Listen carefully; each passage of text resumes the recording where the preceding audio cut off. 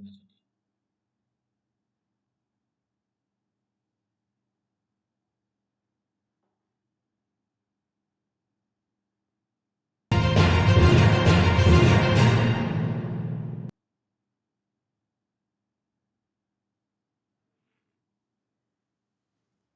नमस्कार. या विशेष फेसबुक लाईव्हमध्ये आपल्या सगळ्यांचं स्वागत. सावंतवाडी खरेदी विक्री संघाचा निकाल जस्ट हाती आला आपल्या आणि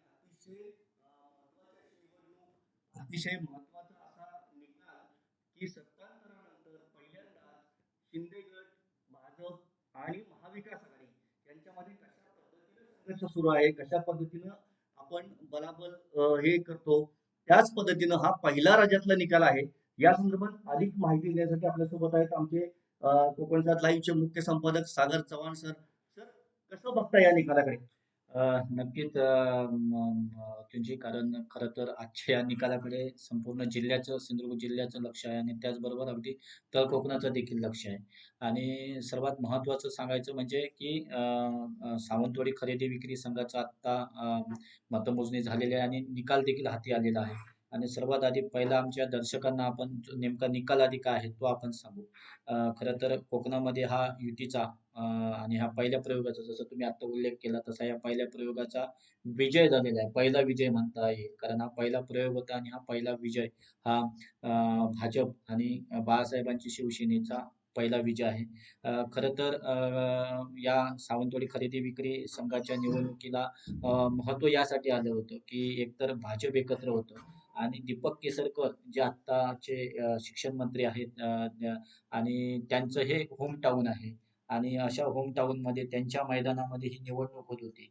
त्यामुळे निश्चितच याकडे संपूर्ण राज्याचं लक्ष होतं. त्यामुळे दीपक केसरकर यांच्या या होम टाऊन मध्ये दीपक केसरकर यांच्या बालेकिल्ल्यामध्ये महाविकास आघाडी कशा पद्धतीने दीपक केसरकर यांना फाईट देते.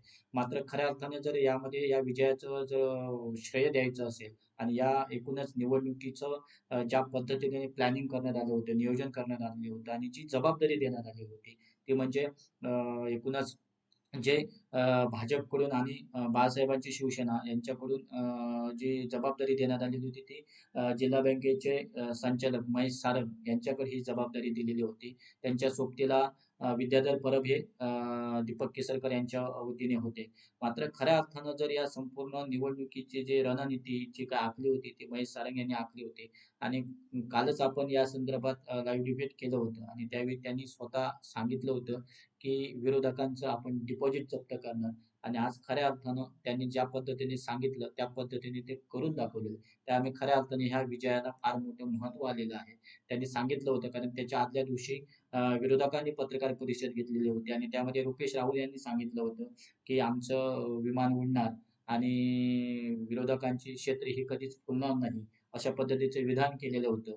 आज जो निकाल होतोय तो आज 12 तारीखला निकाल होतोय आणि 12 तारीखला विरोधकांचे 12 वाजतील अशा प्रकारचं ते विधान होतं आणि त्या विधानानंतर महेश सारंग यांनी आपल्या कोकणसात लाईव्हशी बोलताना आणि जेव्हा लाईव्ह डिबेट घेतली त्यामध्ये त्यांनी त्या चर्चेमध्ये अगदी दावा केलेला होता की उद्या म्हणजे आज अर्थात 12 तारीखला कोणाचे 12 वाजतील हे आपण नक्की दाखवून देऊ आणि निश्चितच त्यांनी जे सांगितलं की कोणाचे 12 वाजतील हे दिसतील म्हणून आणि खऱ्या अर्थाने आज जर पाहिलं असेल तर त्यांनी विरोधकांचे 12 वाजवलेले आहेत आणि खऱ्या अर्थानं ह्या युतीचा जो पहिला प्रयोग होतो आणि या पहिल्या प्रयोगाचं निशाणी विमान होते आणि त्यामुळे निश्चितच ह्या प्रयोगाचं पहिलं विमान हे उडालेलं आहे आणि आता आणि तो विजय देखील फार मोठा आहे कारण त्यांनी विरोधकांचं डिपॉझिट जप्त करणार असं विधान केलेलं होतं आणि खऱ्या अर्थाने डिपॉझिट जप्त केलेले आतापर्यंत 15 जागांवर त्यांनी निर्निर्वादपणे वर्चस्व मिळवलेले आहे. 15 जागा ह्या विजयी झालेल्या आहेत. 15-0 असा हा निकाल हाती आलेला आहे. त्यामुळे निश्चितच त्यांनी ज्या पद्धतीने सांगितलं त्या पद्धतीने निकाल हाती आलेला आहे. म्हणजे जर पाहिलं असेल तर जे त्यांचं पॅनल होतं श्री देव पाटेकर परिवर्तन पॅनल तर खऱ्या अर्थानं सहकार्यामधलं जे परिवर्तन त्यांना करायचं होतं ते परिवर्तन या निकालाने त्यांनी केलेलं आहे आणि त्यामुळे निश्चितच या विजयाकडे फार मोठं महत्व आलेलं आहे. खरं तर 15-0 असा हा निकाल आपल्या हाती आलेला आहे. त्यामध्ये उल्लेख करायचा असेल तर आपण अगदी जे विजयी उमेदवार झाले त्यांची आपण नावं देखील आपण सांगू शकतो.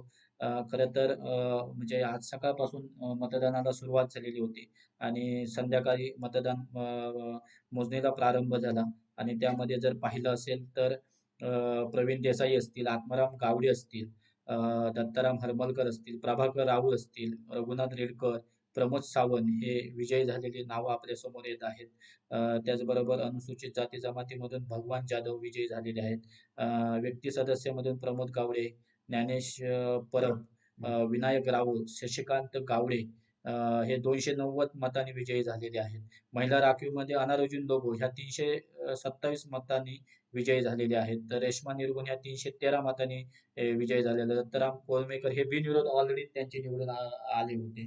त्यामुळे आजच्या घडीला जर पाहिलं असेल तर त्यांनी पूर्णपणे भुईसपाट करून टाकलेला आहे. हेच यातून निकाल येतो. म्हणजे श्रीदेव पाटील सहकार परिवर्तनाचा हा दणदणीत विजय आहे असं म्हणता येईल. आणि जर पाहिलं असेल तर महाविकास सहकार वैभव पॅनलचा अतिशय म्हणजे त्यांनी जो काय म्हणतात पानिपत हे शब्द सुद्धा आता पुढे पाहायला लागलेले आहेत आणि भुईसपाट करून टाकलेले आहे. अगदी जे सांगितलं ते त्यांनी महेश सारंग यांनी आज करून दाखवलेलं आहे. त्याच्यामध्ये अजून एक फार महत्वाची गोष्ट आहे, की सत्तांतर जेव्हा झालं, हो. तेव्हा असं आपल्याला वाटलं होतं, की हे फक्त महाराष्ट्रातलं आणि राजधानीमधलं सत्तांतर आहे. हम्म. पण ग्रामीण भागात, खालच्या पातळीवर किंवा आपण जे म्हणतो खरेदी विक्री संघ, सहकार क्षेत्रामध्ये असं काही परिवर्तन होईल असं वाटलं नव्हतं. पण कोकणात हे सगळं सिद्ध करून दाखवलं या पहिल्या निकालाने. आणि दुसरी गोष्ट, या सगळ्या सत्तांतराचा केंद्रबिंदू कोकण आहे असं आपण जे पहिल्यापासून सांगतोय, बरोबर. ते आता पुन्हा एकदा सिद्ध झालं. हो, निश्चितच म्हणजे जर पाहिलं असेल तर कोकणातला हा पहिला प्रयोग होता. म्हणजे तर कोकणामधला हा पहिला प्रयोग होता आणि तो देखील सहकारामध्ये. मुळात आधी कोकणामध्ये सहकार नाहीये. सहकार रुजतो का, रुजत नाही अशा अनेक चर्चा आहेत. बरोबर, त्याच्यावर बरोबर. मोठं संशोधन देखील सुरू आहे. त्यामुळे निश्चितच जर पाहिलं असेल ना तर कोकणातला हा फार मोठा विजय आहे आणि युतीचा पहिला विजय आहे आणि सहकारातला पहिला विजय आहे. मध्यंतरी ज्या निवडणुका झाल्या जिल्हा बँकच्या निवडणुका त्या देखील भाजपने ज्या पद्धतीने त्यामध्ये विजय मिळवला होता तो देखील महाविकास आघाडीला म्हणजे धक्कादायक होता. कारण एक पारंपरिक मतदार जो होता तो त्यांनी आपल्याकडे खेचून आणला होता आणि या निवडणुकीमध्ये देखील हाच मोठा प्रश्न होता की पारंपरिक जे मतदार आहेत त्यांचं गेली कित्येक वर्ष जे या सावंतवाडी खरेदी विक्री संघावर जे पॅनल होतं जे आत्ताचे सत्ताधारी होते तर अनेक कित्येक वर्ष ते सत्ता भोगवत होते. मात्र त्या पद्धतीने खरेदी विक्री संघाच्या माध्यमातून शेतकऱ्यांसाठी ज्या काही योजना राबवायला पाहिजे होत्या तर त्या योजना त्यांनी राबवल्या नाही. हे कुठेतरी मनावर त्यांनी मी कोरलेलं तुम्हाला दिसतंय. थोडं थांबवतो. जिथे हा निकाल सुरू आहे, जिथे हा जल्लोष सुरू आहे, तिकडे आपण जाऊया. आपले विनायक गावस प्रतिनिधी तिकडे हा सगळा रिपोर्ट थेट तिकडून आपल्याला देत आहेत. आपण थेट त्यांच्याकडे जाऊया.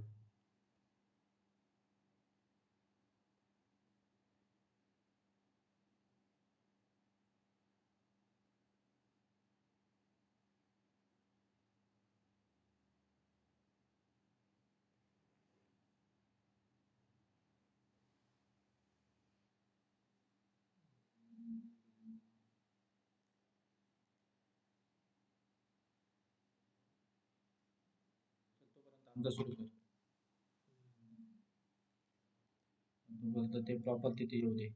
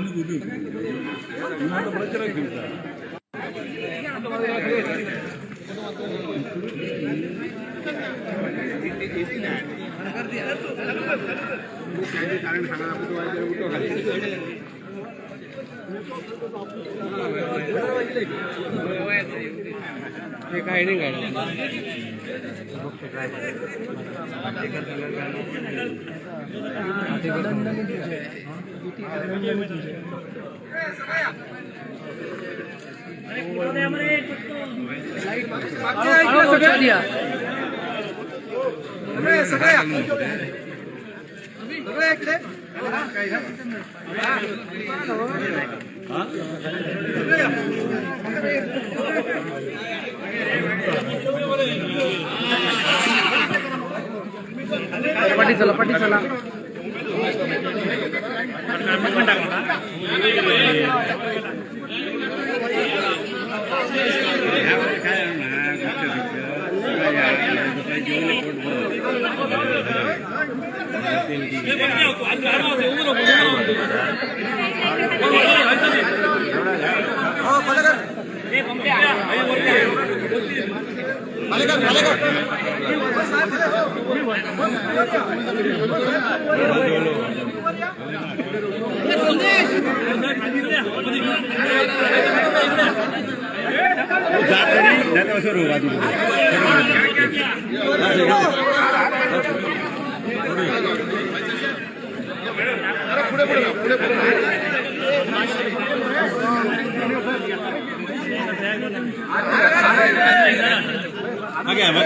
मागे पाटिया सगळ्याच पाटिया सगळ्या पाटिया सगळ्या पाटिया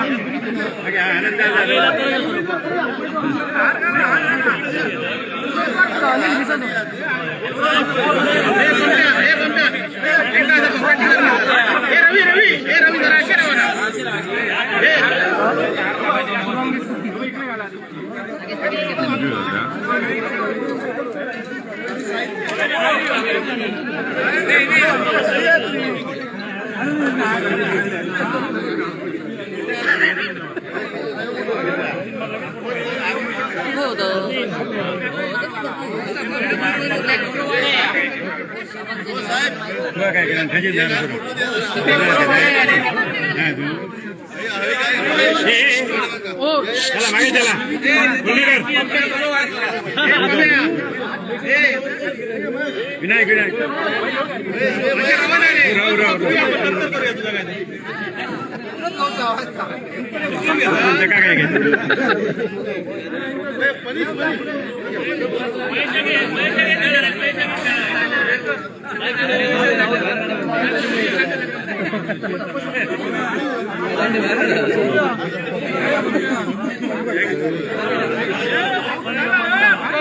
काय लाईट केली काय फोटो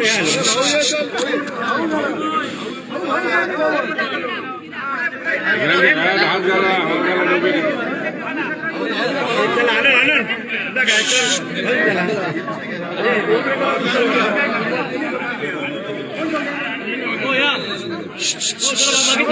पाटी पाटी सरका पाटी पाटी सरका पाटी सरका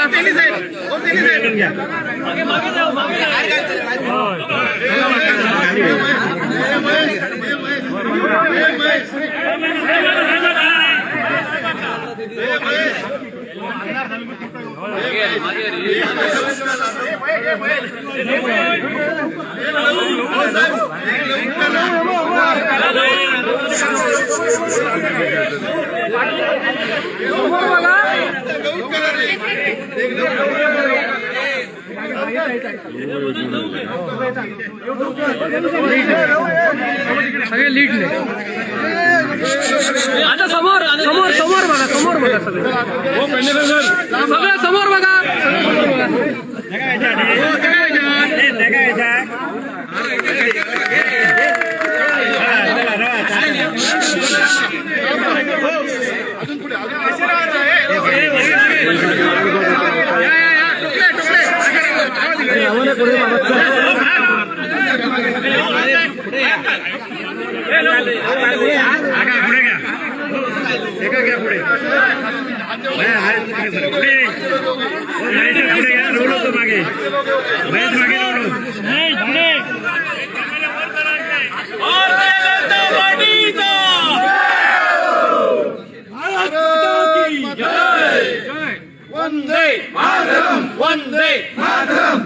बाळासाहेबांची शिवसेना भाजप युतीचा अच्छा म्हटलं फ्लॅश लॉ फ्लॅश लॉ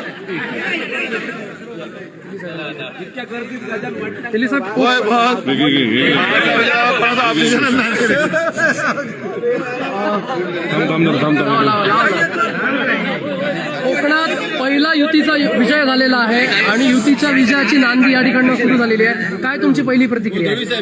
पहिल्यांदा म्हणजे जिल्हा बँक आणि सगळ्या सहकार क्षेत्रामध्ये आपण दोडामार्ग बघितलं, त्याच्यानंतर आता आज सावंतवाडीचा रिझल्ट बघितला.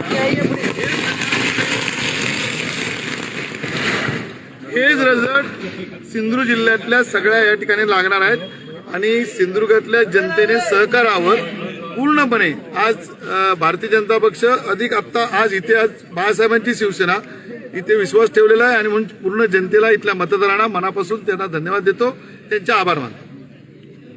खरं तर नितेश राणे आणि दीपक केसरकर यांचं मनोमिलन पाहायला मिळालं होतं आणि त्याचा रिझल्ट पण आहे. काय मताधिक्य आहे आणि कसं वर्णन करणार आहे विजयाचं? आज पहिलं म्हणजे ह्या सगळ्यांनी एकत्र येऊन म्हणजे इथे आता महेश सरंग असतील, पेडणेकर असतील, संजू परब असतील, मनोहर नाईक सगळीच टीम आज एकत्रित इथे आज सगळ्यांच्या सामोरे गेलेत.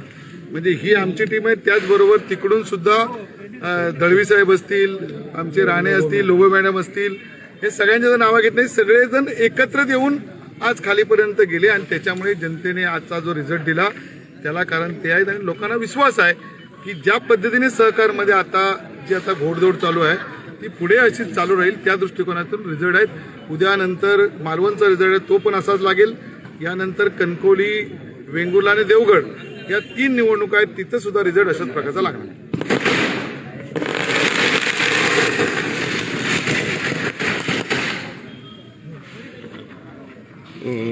जिल्हा बँक निवडणुकीनंतर सोसायट्यांचा विजय आणि यानंतर बॅक टू बॅक सावंतरायला विजय कसा वर्णन करणार? विकास संस्थांच्या निवडणुकांमध्ये आपण जिल्ह्याभरात बघितलेलं आहे की भारतीय जनता पक्षाची घोडदौड चालूच होती. आता खरेदी विक्री संघांच्या निवडणुकांमध्ये सुद्धा वैभववाडी असेल, दोडामार्ग असेल, आता सावंतवाडीमध्ये आपण एकतर्फी विजय मिळवलेला आहे. मालवण आणि देवगडमध्ये सुद्धा अशाच प्रकारचा विजय आम्ही प्राप्त करू.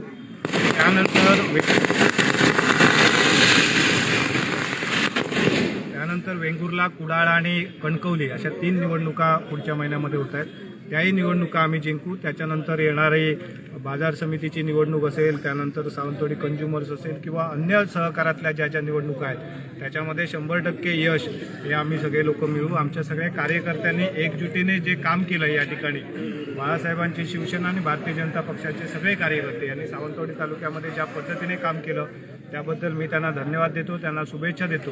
आणि त्याचबरोबर सगळ्या मतदारांना की ज्यांनी आमच्या या सगळ्या पॅनलच्या उमेदवारांवर विश्वास व्यक्त केला त्याबद्दल त्या सगळ्या मतदारांना धन्यवाद देतो. आणि त्यांना जी आश्वासनं आमच्या या सगळ्या पदाधिकाऱ्यांच्या माध्यमातून किंवा आम्ही जाहीरनाम्यातून दिली आहे, निश्चितपणे ही संस्था एक विकसित संस्था म्हणून जिल्ह्यात पुढे आणण्याचं काम आम्ही या निमित्ताने करू, एवढं शब्द देतो. जिल्हा बँक मिळाल्यानंतर वर्ष होते आणि याचा जो मिळाला रिझल्ट त्याचा परिपाक मिळायला हरकत नाही निश्चितपणे.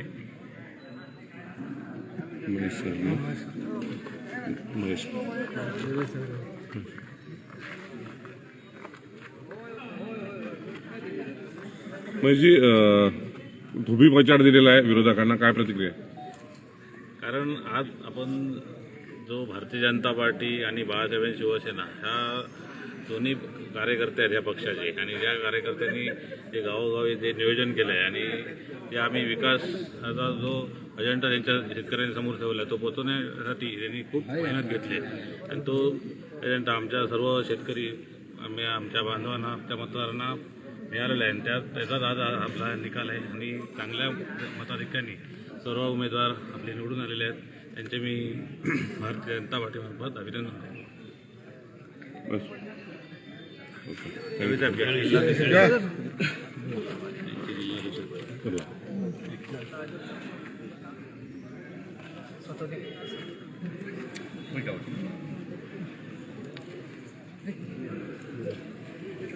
काय पहिली प्रतिक्रिया विजयानंतर? या ठिकाणी मी पहिल्या प्रथम मतदारांना मी धन्यवाद देतो. त्याचबरोबर आज जी आम्ही युती केली BJP आणि बाळासाहेबांची शिवसेना, ज्यावेळी सर्व नेते मंडळींच्या उपस्थितीमध्ये आम्ही शुभारंभ केला प्रचाराचा, त्यावेळी सुद्धा मी सांगितलं होतं की आम्ही एकत्रितपणे कोणतेही मनात शंका न येता या ठिकाणी विजय संपादन करणार. आणि त्याप्रमाणे आज सर्व मतदारांनी या ठिकाणी आम्हाला तसा कौल दिलेला आहे. त्याचबरोबर BJP आणि बाळासाहेबांची शिवसेनेचे जे सर्व कार्यकर्ते आहेत, अत्यंत रात्रंदिवस मी स्वतः प्रचाराच्या याच्यामध्ये होतो, महेश सारंग होते आणि सर्व नेते मंडळी, मनीष दळवी असू दे, राजन तेली असू दे, सर्व पदाधिकारी, आमचे तालुका प्रमुख राणेसाहेब असू दे, दोन्ही पक्षांचे जे पदाधिकारी आहेत, प्रमुख पदाधिकारी, अत्यंत मेहनतीने रात्रंदिवस अत्यंत प्रचार करून आज जो कौल मिळाला आहे अनेकांनी सांगितलं की धूळ चाळणार, ती धूळ चाळणार त्यांच्या धूळ आम्ही काय ते प्रस्तुत झालेलं आहे. आणि एकतर्फी हा सर्व कार्यकर्त्यांचा जो संदेश आहे आणि कार्यकर्त्यांनी घेतलेली मेहनत ही संपूर्ण जिल्ह्याला एक प्रेरणादायी, एक आशादायी आणि यापुढील होणाऱ्या सर्व निवडणुकांमध्ये त्याचं निश्चितच आपल्याला यश संपादन करायला सोपं होणार आहे. ही एक सुवर्ण संधी या ठिकाणी आपल्याला सर्व कार्यकर्त्यांच्या वतीने मिळालेली आहे. सर्व धन्यवाद.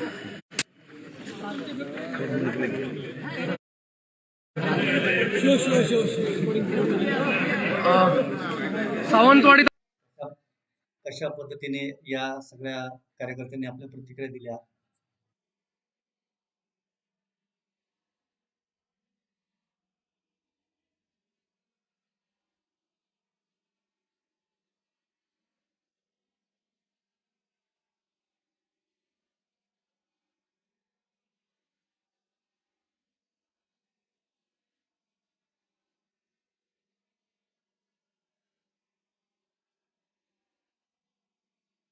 एकतर्फी असा विजय या ठिकाणी या सगळ्या युतीच्या पॅनलनं या ठिकाणी मिळवलेला आहे. त्याच्यामध्ये सर्वात प्रथम जर पाहिलं तर संस्था मतदारसंघामध्ये 6च्या 6 जे उमेदवार आहेत ते विजयी झाले. त्याच्यामध्ये प्रवीण देसाई, आत्माराम गावडे, दत्ताराम हरमलकर, प्रभाकर राऊळ, रघुनाथ रेडकर, प्रमोद सावंत ही सगळी मंडळी आहेत ती निवडून आलीत.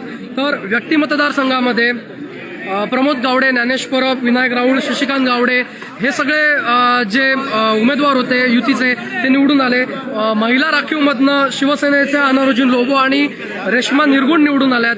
तर अनुसूचित जातीमधनं भगवान जाधव आणि इतर मागासमधनं नारायण हिराब ही अगदी 14च्या 14 मंडळी निवडून आली.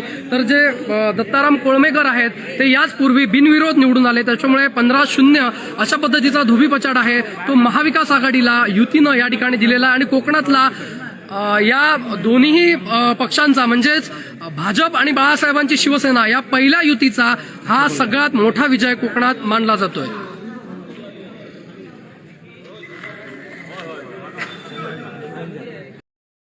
सर काय सांगाल, कशा पद्धतीनं इतका हा जल्लोष माहोलीकडे आहे आणि केवळ हीच निवडणूक नव्हे, ही महाराष्ट्रातली पहिली सहकारातली निवडणूक आहे की जी युतीने जिंकलेली आहे आणि या पुढच्या सगळ्या निवडणुका जिंकण्याचा त्यांच्याकडे आता आत्मविश्वास प्राप्त झालेला आहे. अगदी मताच्या आकडेवारीपासून सगळ्या गोष्टीमध्ये त्यांच्याकडे कॉन्फिडन्स आलेला आहे. जसं की आता विनायकने सांगितलं की कशा पद्धतीनं प्रत्येक उमेदवारानं इतकी इतकी मतं मिळवली आणि जे काही प्रचारादरम्यान एकमेकावर आरोप केले गेले, एकमेकावर हे केले गेले की ज्या ज्या गोष्टी सगळ्या, जसं की महेश सरांनी सांगितलं होतं की आम्ही 12 तारखेला सगळ्यांचे 12 वाजवणार. काय सांगणार? निश्चितच म्हणजे एक महत्वाचं आहे निवडणूक म्हटली की तो जोश असावा लागतो. एक आधी महत्वाचा विश्वास असावा लागतो. एकंदरीत जर तुम्ही पाहिलं असेल तर या निवडणुकीच्या प्रचार कालावधीमध्ये जर आपण पाहिलं असेल तर एक विश्वास जो दिसत होता किंवा आणि जो जोश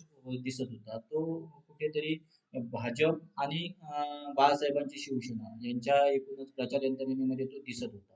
कारण त्यांनी निवडलेला प्रत्येक उमेदवार असेल तो अतिशय या सहकारमधला जाणकार असा उमेदवार त्यांनी दिलेला होता. त्याचबरोबर जे काही मुद्दे होते प्रचाराच्या दरम्यान, कारण खरेदी विक्री संघ आणि शेतकरी असं एक अतूट नातं आहे आणि त्यातून ती विकास प्रक्रिया चालू असते. तर ह्या सर्व प्रक्रियेमध्ये जे काही तो एकंदरीत जेव्हा आपण काल जेव्हा चर्चा करत होतो तेव्हा जो काही अजेंडा त्यांचा होता तर तो अजेंडा देखील विश्वासदर्शक होता. म्हणजे त्या अजेंड्यामध्ये त्यांनी अनेक योजना जे आम्ही शेतकऱ्यांसाठी म्हणजे कोणती निवडणूक जेव्हा येते तेव्हा मग ती सहकार्यातली असो किंवा राजकारणातली असो तर सर्वात महत्वाचं असतं की तुम्ही मतदारांना नेमकं काय देणार आहात, मतदारांना कोणता विकास देणार आहात आणि याकडे मतदार नेहमी या गोष्टीचा विचार करत असतात. त्यामुळे नक्कीच यामध्ये कुठेतरी भाजप आणि बाळासाहेबांची शिवसेनेची प्रचार यंत्रणा आणि त्यांचे सर्वच उमेदवार आणि त्या एकूणच पॅनलचे जे प्रमुख ज्यांच्या नेतृत्वाखाली निवडणूक होती ते मग महेश सारंग असतील, ही सर्व यंत्रणा ही सक्षम ठरली यामध्ये सर्वांमध्ये तळागाळामध्ये जाऊन. कारण या एकूणच या प्रक्रियेतला जो मतदार होता हा अगदी तळागाळातला ग्रामीण भागातला होता. त्यामुळे त्याला तो विश्वास देणं फार गरजेचं होतं आणि तो विश्वास देण्यामध्ये कुठेतरी भाजप आणि बाळासाहेबांची शिवसेना ही सरस ठरलेली आहे. हा विजय जरी एक सावंतवाडी तालुक्यापुरता जरी असला तरी या विजयाची व्याप्ती ही फार मोठी आहे. कारण कोकणातला म्हणजे तर कोकणातला हा पहिला प्रयोग होता. पहिली निवडणूक लागली होती आणि त्यानंतर पहिल्यांदा ज्या पद्धतीने महाराष्ट्रामध्ये सत्तांतर झालं, भाजप आणि एकनाथ शिंदे गट हा एकत्र आला आणि त्यानंतर ज्या पद्धतीने म्हणजे मगाशी जसा तुम्ही उल्लेख केला, की या सर्व सत्तांतरामध्ये केंद्रबिंदू राहिलं ते कोकण राहिलेलं आहे. आणि या कोकणातली ही पहिली निवडणूक होत होती आणि तो देखील पहिला प्रयोग होत होता आणि त्यामध्ये तो सहकारामधला हा प्रयोग होत होता. आणि त्याची पूर्णपणे जबाबदारी ही इथल्या भाजपच्या आणि बाळासाहेबांची शिवसेना यांच्याजवळ ती आली होती आणि त्यांच्या कार्यकर्त्यांनी त्यांच्या त्या पदाधिकाऱ्यांनी ती सक्षमपणे पेलली होती. मग एकंदरीत जर तुम्ही पाहिलं असेल तर आत्ताच राजन तेली असतील किंवा जिल्हा बँकेचे अध्यक्ष मनीषजी दळवी असतील, उपाध्यक्ष अतुल काळसेकर असतील, तर ही सहकारामध्ये काम करणारी जी आता निवडून जिल्हा बँकेवर गेलेली आहे, तर त्यांनी एक सिस्टीम, एक प्रचार यंत्रणा ही आणि ती त्यासाठी जी आवश्यक रणनीती लागते, तर ती रणनीती आखलेली दिसते. आणि त्यामध्ये प्राधान्याने जो अगदी जर पुढाकार घेतला आणि जो महेश सारंग जे संचालक जिल्हा बँकेचे आहेत, तर त्यांनी ती अगदी ह्या तालुक्यामध्ये अगदी दोडामार्गपर्यंत जाऊन ती यशस्वी रणनीती आखली होती. आणि काल ज्या पद्धतीने त्यांनी जो विश्वास व्यक्त केला, की विरोधक जर म्हणत असतील, की आमचं विमान उडणार नाही, तरी आमचं विमान कसं उडणार आहे ते अगोदरच आपल्याला तयार आहे. आपण विरोधकांचे बारा वाजवणार म्हणजे वाजवणार असा जो त्यांनी दावा केला होता, तो आज त्यांनी खरा करून दाखवला. म्हणजे हा एक विश्वास होता. एकंदरीत त्या प्रचार यंत्रणेमध्ये त्यांनी म्हणजे आम्ही जेव्हा त्यांना काल विचारलं, की या एकूणच प्रक्रियेमधला मतदार हा जो आहे हा पारंपरिक मतदार आहे. गेली कित्येक वर्ष तो याच एका पट्टीतून तो चाललेला आहे. त्यामुळे यांचं परिवर्तन नेमकं तुम्ही कसं करणार? हा जेव्हा आम्ही त्यांना प्रश्न केला, तेव्हा त्यांनी निश्चितच त्याची जी उत्तरं दिली ती अतिशय समर्पक होती. मग त्यांनी नेमकं मतदारांना म्हणजे इथल्या शेतकऱ्यांना नेमकं काय पाहिजे? मग त्यामध्ये अनेक मुद्दे त्यांनी समोर आणले, की खरेदी विक्री संघाच्या माध्यमातून आपण नेमकं काय करू शकतो? ग्रामीण भागाचा कसा विकास करू शकतो? आणि त्यासाठी कसा मोठ्या प्रमाणात यामध्ये रोजगार उभा करू शकतो? हे देखील त्यांनी अगदी सांगितलं. आणि आत्ताच मनीष दळवी यांनी जेव्हा विजयानंतर आपली पहिली प्रतिक्रिया दिली, त्यावेळी प्रतिक्रियेमध्ये देखील त्यांनी तेच सांगितलं, की जे आम्ही आश्वासनं देणार आहोत, ती आपण पूर्ण करणार आहोत. म्हणजे निश्चितच कुठेतरी पारंपरिक मतदारांना त्यांनी जिंकण्याचं काम केलं आणि हा पारंपरिक मतदाराचं मतपरिवर्तन हे त्यांनी करण्याचं खऱ्या अर्थाने काम. कारण हा विजय तसा तेवढा लहान नव्हता विजय. हा विजय फार मोठा आहे. कारण या विजयातून पुढची जी समीकरणं आहेत, आता उद्या मालवण खरेदी विक्री संघाचा निकाल आहे. आत्ताच राजन तेली यांनी आपली पहिली प्रतिक्रिया देताना विजयानंतर त्यांनी तेच सांगितलं, जो निकाल आज तुम्ही सावंतवाडीमध्ये पाहिला, तोच निकालाची पुनरावृत्ती ही मालवणमध्ये देखील असते. तर हा विश्वास आहे. आणि त्या पद्धतीने भाजपचे आणि बाळासाहेबांचे शिवसेनेचे कार्यकर्ते, पदाधिकारी हे कामाला लागलेले आहेत. आणि आता खऱ्या अर्थानं जर विचार करायला गेला असेल, तर महाविकास आघाडीला याचा फार विचार करावा लागेल. कारण महाविकास आघाडीचेच हे जे मतदार होते पारंपरिक, हे महाविकास कारण मोठ्या प्रमाणावर राष्ट्रवादी, काँग्रेस आणि मूळ शिवसेना यांची हे मतदार होते. आणि आज ते कुठेतरी मतदार देखील म्हणजे जसं आता तुमच्या हातून आमदार जात आहेत, खासदार जात आहेत, तसे आता मतदार पण जातो की काय अशी आता एक कुठेतरी एक भीती निर्माण झालेली आहे. आणि याचा विचार आता ह्या महाविकास आघाडीचं नेतृत्व करणाऱ्या इथल्या स्थानिक पदाधिकाऱ्यांना किंवा महाविकास आघाडीचे जे ज्येष्ठ नेते मंडळी आहेत, तर त्यांना आता हा विचार करावा लागेल. कारण विजयाची नांदी ही या निवडणुकीतून भाजपसाठी आणि बाळासाहेबांच्या शिवसेनेसाठी ही सुरुवात झालेली. ही विजयाची पहिली नांदी आहे इथे. आणि त्यामुळे निश्चितच आता ग्रामपंचायत निवडणुका लागलेल्या आहेत. तर नक्कीच याचा थेट परिणाम हा येणाऱ्या ग्रामपंचायत निवडणुकीवर होणार आहे. कारण जशी ही सहकारामधली ग्रामीण भागातली ही निवडणूक होती, ती निवडणुकीमध्ये मोठं यश म्हणजे 15-0 म्हणजे अक्षरशः उमेदवारांचं तुम्ही डिपॉझिट जप्त करताय. ओके. त्यामुळे हा मोठा विजय आहे एकंदरीत. त्यामुळे निश्चितच याची गांभीर्याने हा महाविकास आघाडीच्या नेते मंडळींना याचा विचार करावा लागणार. आणि जर तो नाही विचार केला तर असेच पराभव हे त्यांना पचवावे लागतील असं मला वाटतं. साधारणपणे कसं होतं की राज्य पातळीवर जे काही हालचाली होतात त्याच पद्धतीने इकडे महाविकास आघाडीमध्ये जे घटक पक्ष आहेत त्याच्यामध्ये राष्ट्रवादी काँग्रेस आहे. तर हे सहकारामधली सगळी बाप माणसं ज्याला आपण म्हणतो की सहकाराचा अभ्यास असणारे किंवा सहकारामध्ये खूप काम केलेली माणसं, पश्चिम महाराष्ट्र म्हणा किंवा विदर्भ म्हणा, इकडे सगळ्या संस्था यांच्या ताब्यात आहेत. कोकणामध्ये मात्र हे चित्र पलटण्यामध्ये आमच्या ह्या युतीला यश आलं. नक्कीच. म्हणजे आणि याचा दुसरा एक थेट परिणाम पण एक दिसतोय, की ह्या निवडणुकीमधला अजून एक महत्त्वाचा एक मुद्दा जो समोर आणणं फार गरजेचं आहे, की जर पाहिलं असेल ना, तर इथे गेले कित्येक वर्ष म्हणजे तळ कोकणामध्ये राणे आणि केसरकर या वादावरच सर्व निवडणुका झालेल्या आहेत. मग ते कोणती ग्रामपंचायतची निवडणूक असू दे, सहकारातली निवडणूक असू दे किंवा राजकीय कोणत्याही निवडणुका असो, ह्या निवडणुका ह्या राणे आणि केसरकर या वादावरच लढल्या गेल्या. पण यावेळीच्या निवडणुका जरा वेगळ्या आहेत.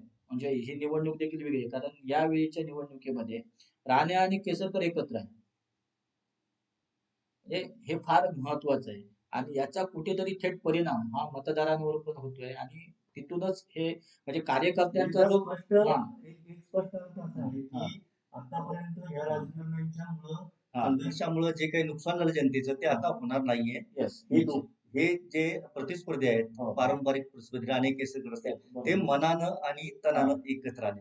निश्चित आणि याचा थेट परिणाम हा कार्यकर्त्यांवर दिसतोय बरोबर. इथल्या पदाधिकाऱ्यांवर म्हणजे त्यांचा प्रत्येकाचा जो जोश म्हणजे काल पण महेश सारंग ज्या पद्धतीने सांगत होते की आमच्या सोबत आता थेट केंद्रीय नेतृत्व आमच्या सोबत आहे आमच्या सोबत म्हणजे सहकारामधलं म्हणजे प्रथमच केंद्रामध्ये सहकार हे खातं नव्याने सुरुवात करण्यात आली आणि त्याची धुरा पहिल्यांदाच म्हणजे सहकार मंत्री म्हणून अमित शहानी ती जबाबदारी स्वीकारलेली आहे. आणि त्यांनी एक संपूर्ण महाराष्ट्रामध्ये झंझावाती एक दौरा केला आणि गेले कित्येक वर्ष म्हणजे ह्या सहकार क्षेत्रावर जर पाहिलं असेल तर बारामतीचं वर्चस्व राहिलेलं आहे. बारामती म्हणजे आता पवार घराण्याचं हे वर्चस्व राहिलेलं आहे आणि पश्चिम महाराष्ट्रातील जे काही नेते मंडळी आहेत जे आज राष्ट्रवादी काँग्रेसमध्ये जे आहेत तर त्यांचं वर्चस्व होतं तर ते कुठेतरी आता बदलताना दिसतंय. म्हणजे ह्या एकंदरीत हा जो एकूण जो अगदी केंद्रामध्ये जो प्रयोग केला आणि त्यानंतर अमित शहाने जो महाराष्ट्रात दौरा केला त्यानंतर हे चित्र कुठेतरी असं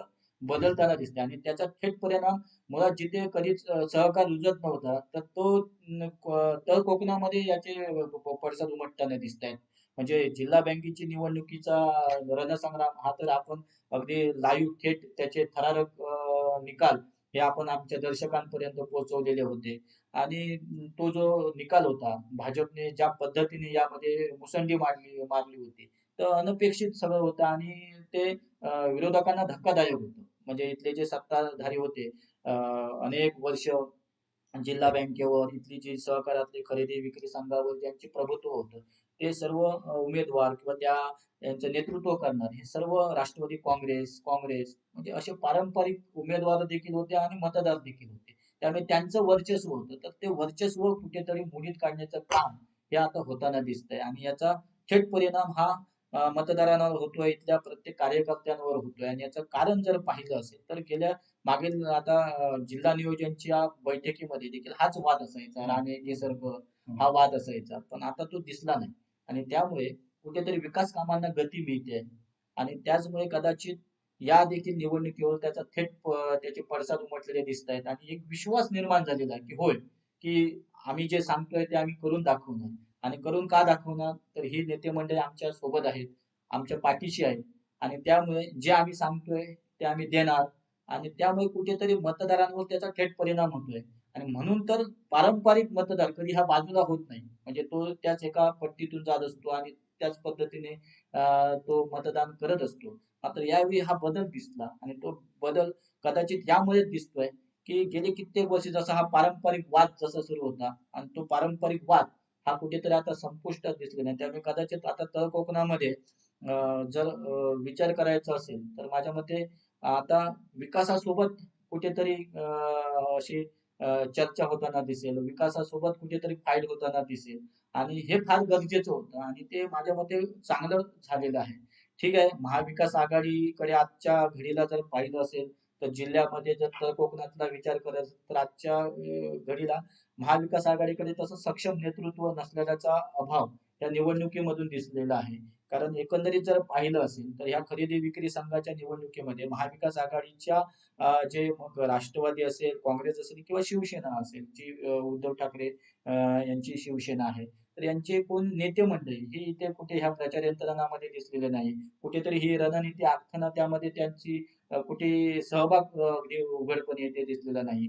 इथले खासदार विनायक राऊत आहेत ते कुठे येथे या सर्व आपल्या पदाधिकाऱ्यांना किंवा बळ देताना ते कुठेतरी दिसलेलं नाही आणि याचा कुठेतरी थेट परिणाम या निवडणुकीवर दिसतोय आणि त्यामुळे भविष्यात आता ज्या येणाऱ्या निवडणुका आहेत तर यामध्ये देखील जो म्हणजे विजयाची जी आता नांदी सुरू झालेली आहे तर तो मला वाटतं हा विजयाचा महामेरू आता रोखताना कदाचित महाविकास आघाडीला जड होताना दिसते. त्यामुळे एवढे ह्या निकालातून ह्या एकंदरीत ह्या आजच्या ह्या विजयातून महाविकास आघाडीने आता कुठेतरी जागं होणं गरजेचं आहे. नाहीतर जर अशाच जर निवडणुका होत गेल्या तर मात्र मला वाटतं एक ग्रामपंचायत पण त्यांच्या हाती राहताना अवघड होईल. अगदी बरोबर बोला तुम्ही आणि आपण आता चर्चेचा शेवट करताना मला फक्त एकच उत्सुकता आहे की आता एक निकाल लागला सावंतवाडी खरेदी विक्री संघाच्या निकालाने ही सुरुवात झाली. हो. आता अजून मालवण म्हणा किंवा आमच्या कोकणातल्या आणखीन बऱ्याच खरेदी विक्री संघाच्या निवडणूक असतील किंवा ग्रामपंचायतची निवडणूक असतील. हो. तुम्हाला काय वाटतं तुम्ही गेली काही वर्षे इतक्या बारकाईने या सगळ्या राजकीय घडामोडींचा अभ्यास करता आणि ह्याही निकालाचं तुम्ही अगदी उत्कृष्ट विश्लेषण केलं. अगदी बरोबर आहे की लोकांना विश्वास एक निर्माण झालेला आहे की युतीकडनंच आपल्याला काहीतरी मिळेल किंवा युतीकडनंच आपल्याला काहीतरी पुढचं भविष्य आपलं सिक्युअर आहे. इथून पुढे ग्रामपंचायत निवडणूक आहेत आणि उद्या आणि मालवण वगैरे या खरेदी विक्री संघाच्या निवडणूक आहेत. या संदर्भात तुमचं काय मत? नाही, माझं निश्चित मत असा नाही आहे की हे युतीच करू शकतो असं अजिबात नाही. पण विषय हा येतोय की जेव्हा कोणत्याही पक्षाच्या मागे एक सक्षम नेतृत्व असतं. जेव्हा त्याच्या मागे म्हणजे जसं काल महेश सारंग यांनी विजयाचा दावा करत असताना त्यांनी ठामपणे सांगितलं होतं की होय आमच्या मागे नारायण राणे आहेत जे केंद्रामध्ये आहेत. होय आमच्या इथे राज्य स्तरावर आमचे पालकमंत्री आहेत रवींद्र चव्हाण आहेत. होय आमच्या इथे दीपक केसरकर आहेत. शिक्षण मंत्री आहेत. म्हणजे असे मातब्बर नेते मंडळी आमच्या पाठीशी आहेत. त्यामुळे इथल्या मतदारांना जो आम्ही शब्द देणार आहोत तो आम्ही पूर्ण करणार.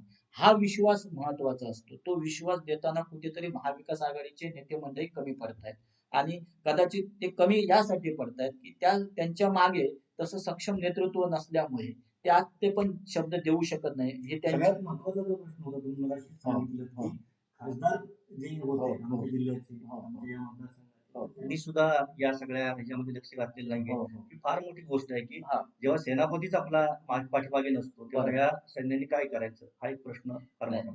निश्चितच. कारण कसं होतं मग ती निवडणूक कोणती असो मग ती सहकारातली असो एखाद्या गावातली ग्रामपंचायत असो की जोपर्यंत नेते मंडळी त्या इथल्या स्थानिक पदाधिकाऱ्यांना स्थानिक कार्यकर्त्याला पाठबळ देत नाही तोपर्यंत स्थानिक पदाधिकारी स्थानिक तिथले नेते हे आपल्या मतदारांपर्यंत त्या विश्वासाने जाऊ शकत नाही पोचू शकत नाही ते शब्द देऊ शकत नाही.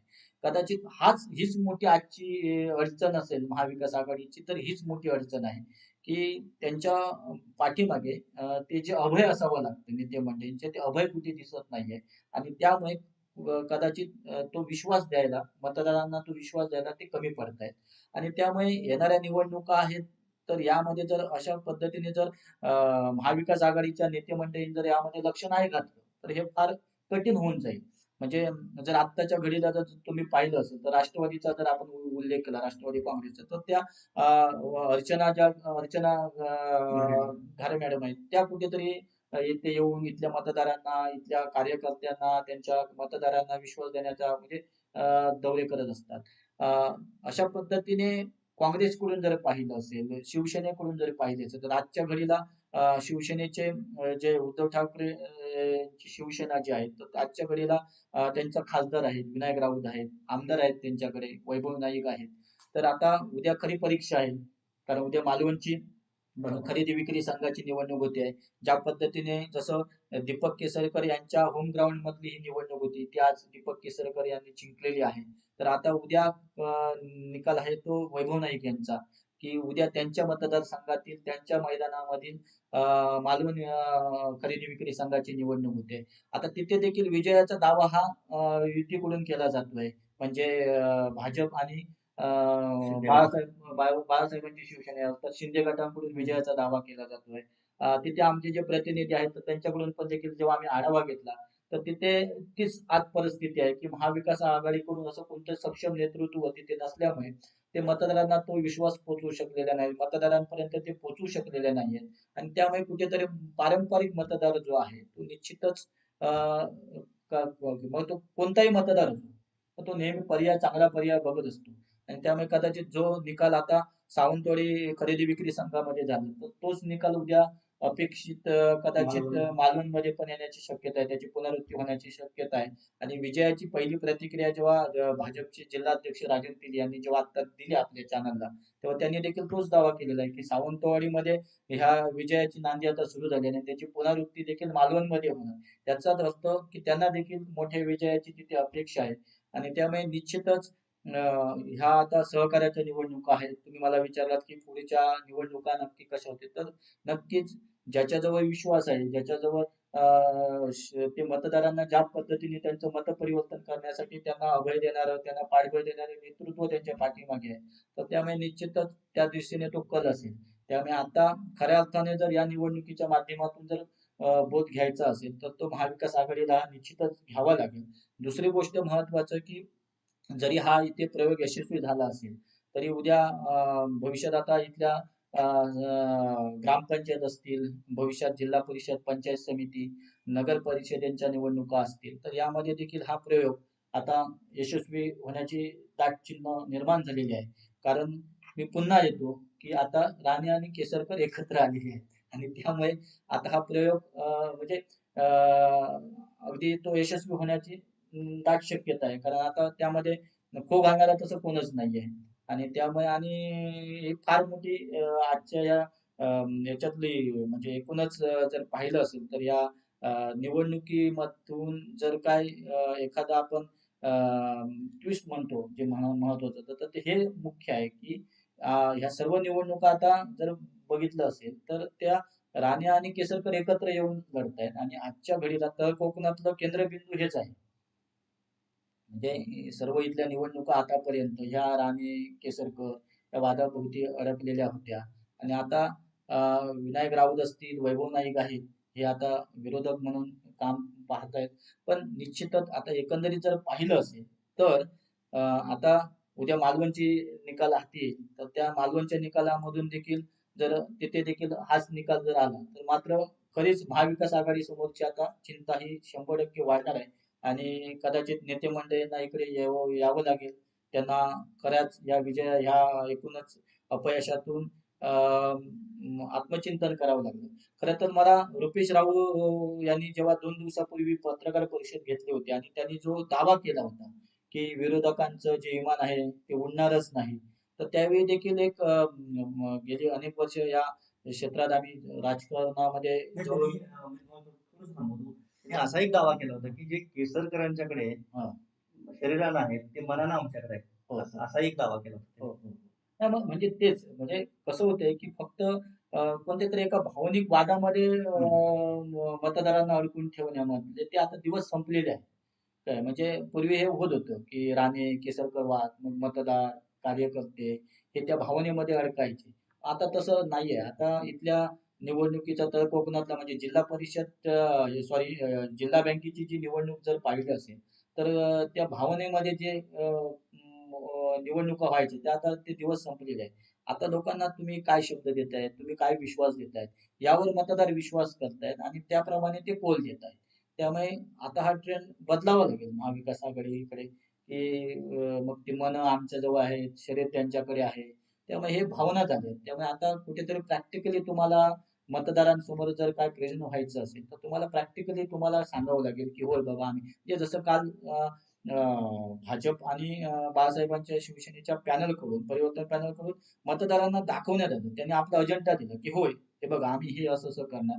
गेली कित्येक वर्ष सावंतवाडी खरेदी विक्री संघाने जी 60 वर्षाची परंपरा आहे त्यामध्ये काहीच केलं नाही. जे काय करायला पाहिजे होतं, अनेक संधी होत्या, अनेक रोजगार उभ्या करण्याच्या, शेतकऱ्यांना मोठा रोजगार उपलब्ध करून देण्याच्या संधी होत्या, त्या कुठेतरी त्याची संधी घेतली नाही. त्यामुळे आता तुम्ही आम्हाला ही संधी द्या, आम्ही हे करून दाखवतो. मग त्यावेळी कुठेतरी हे मतपरिवर्तन होतं. त्यामुळे महाविकास आघाडीच्या ज्या स्थानिक नेते मंडळींना आता हे करावं लागेल. आणि जर हे नाही केलं तर आज त्यांची गोची हीच आहे की आज त्यांच्याकडे असं सक्षम असं नेतृत्व त्यांच्या पाठीशी नाहीये. का त्यांना अभय देणारं, पाठबळ देणारं नेतृत्व त्यांच्याकडे नाही. कारण म्हणूनच तर मगाचा जो मुद्दा आम्ही सांगतोय की ही निवडणूक जरी छोटी असली तरी या निवडणुकीमध्ये खासदार विनायक राऊत, वैभव नाईक हे कुठे इथे ह्या भागामध्ये फिरकलेलं नाही. इथल्या कार्यकर्त्यांनी ज्या पद्धतीने या मतदारसंघामध्ये जेव्हा आदित्य ठाकरेंनी दीपक केसरकर यांच्या या बालेकिल्ल्यामध्ये जेव्हा सभा घेतली आणि त्या सभेमध्ये मग ते खासदार विनायक राऊत असतील, शिवसेनेची जी काही बरीचशी मुंबईतून आलेली नेते मंडळी असतील तर त्यांनी अगदी म्हणजे दीपक केसरकर यांचं भविष्यात आम्ही डिपॉझिट जप्त करू, त्यांना त्यांची जागा दाखवू, अशा पद्धतीची विधानं केलेली होती. मग ही संधी होती. कालची निवडणूक ही जी खरेदी विक्री संघाच्या निवडणुकीमध्ये पहिली ही संधी होती आणि या संधीचं सोनं करायला पाहिजे होतं. कारण मतदार तुमच्या ताब्यात होता. कारण कित्येक वर्ष हा मतदार तुमच्या बाजूने कोल देत होता. त्यामुळे निश्चितच या संधीचा फायदा हे घेऊ शकलेला नाही आणि त्यामुळे कुठेतरी हे परिवर्तन आता दिसायला लागलेलं आहे. आणि ह्या परिवर्तनाची जर वेळीच महाविकास आघाडीने जर दखल नाही घेतली तर मगाशी जसं मी सांगितलं तसं की तर कोकणातली एखादी एक ग्रामपंचायत पण निवडून आणताना फार अवघड होईल. अगदी बरोबर. सरांनी ज्या पद्धतीने विश्लेषण केलं त्याच्यामध्ये त्याचा एक सारांश काढताना मी एवढंच म्हणेन की ज्या पद्धतीनं राणे केसरकर क्षेत्रात त्याचा परिणाम आता दिसून येतोय आणि या सगळ्या गोष्टीमध्ये आणि कुठल्याही भ्रमात जनतेनं राहू नये किंवा नेत्यांनी राहू नये किंवा विरोधकांनी राहू नये. आणि याचा अर्थ एकच आहे की जसं एक थोडंसं एक अलंकारिक भाषेत जर म्हणायचं गेलं तर जसं आपण म्हणतो की प्रेमात आणि युद्धात सर्व काही माफ असतं तसं तर राजकारणातही सर्व काही माफ असतं. त्यामुळं कुठल्याही भावनिकतेत जाऊन किंवा असं लोकांना गृहीत धरून आपण कुठलाही आडाखा बांधू नये हे या निवडणुकीने दाखवून दिलेलं आहे. आणि याच पद्धतीनं उद्याच्या निवडणुका ज्या असतील त्याही निवडणुकीमध्ये आमच्या महाविकास आघाडीला म्हणा किंवा विरोधकांना सगळ्यांना अलर्ट राहावं लागेल. याही पक्षांना अलर्ट राहावं लागेल. इथे निवडणूक विजय आपण एक विजय मिळवला म्हणजे पुढचा विजय मिळेल असं काही नसतं. सगळ्या बाबतीत आपल्याला अलर्ट राहावं लागेल आणि हा नियम लक्षात ठेवावा लागेल की प्रेमात, युद्धात आणि राजकारणात सर्व काही माफ नसतं. आणि एक दुसरं महत्वाचं मी ते ठळकपणे सांगतो की म्हणजे जेव्हा महाराष्ट्रामध्ये सत्ता संघर्ष झाला आणि सत्तांतर झालं आणि त्यावेळी एक चर्चा महत्वाची समोर येत होती की बाबा हे सत्तांतर झालं, फडणवीस आणि एकनाथ शिंदे आता एकत्र आले आणि सत्ता जेव्हा उभी झाली तर कोकणातून एक पुन्हा चर्चा निर्माण झाली. कारण त्यावेळी एकनाथ शिंदे गटामध्ये दीपक केसरकर हे आघाडीवर होते, ते प्रवक्ते होते आणि ते आपल्या गटाची एकनाथ शिंदे गटाची भूमिका अगदी ठळकपणे अगदी राज्यस्तरापासून ते अगदी देश स्तरावरती मांडत होते. आणि त्याच वेळी एक इकडे चर्चा सुरू होती की आता केसरकर हे शिंदे गटात आलेले आहे, फडणवीस आणि म्हणजे अर्थात भाजप मध्ये राणे असल्यामुळे की तळ कोकणामध्ये आता हे नेमकं हे मनोमिलन कसं होणार. कारण वाद एवढा प्रचंड होता. कारण प्रत्येक निवडणुकीतली ही केसरकर आणि राणे आणि केसरकर या वादावरच लढवल्या जात होत्या. त्यामुळे कुठेतरी हा वाद आता संपुष्टात येणार का, राणे आणि केसरकर एकत्र येणार का, ही जेव्हा चर्चा सुरू होती त्यावेळी आपणच कोकण लाईव्हच्या माध्यमातून ती जी चर्चा घेतली होती त्या चर्चेमध्ये आम्ही ठामपणे सांगितलं होतं की होय, राणे आणि केसरकर हे एकत्र येणार आणि निवडणूक लढवणार एकत्र येऊन. आणि आज तेच झालेलं आहे. तंतोतंत जो आम्ही काही दिवसापूर्वी इथली जी चर्चा होती आणि त्या चर्चेनुसार आम्ही जे डिबेट घेतलं त्यामध्ये आम्ही ठामपणे सांगितलं होतं की होय, राणे आणि केसरकर एकत्र येणार, एकत्र येऊन निवडणूक लढवणार. आणि आज तेच खरं झालेलं आहे. ते तंतोतंत म्हणजे आम्ही जे राजकीय अंदाज जे व्यक्त करतोय तर ते कुठेतरी तंतोतंत आज जुळताना पण दिसत आहेत. काल आपण जी चर्चा केली होती त्या चर्चेमध्ये अगदी महेश सारंग यांनी सांगितलं होतं की होय, आम्ही विरोधकांचं डिपॉझिट जप्त करणार. आणि त्या एकंदरीत त्या विश्वासाने त्यांनी त्या दावाने त्या चर्चेमधून आज तेच झालं की होय, की विरोधकांचं डिपॉझिट हे जप्त झालेलं आहे.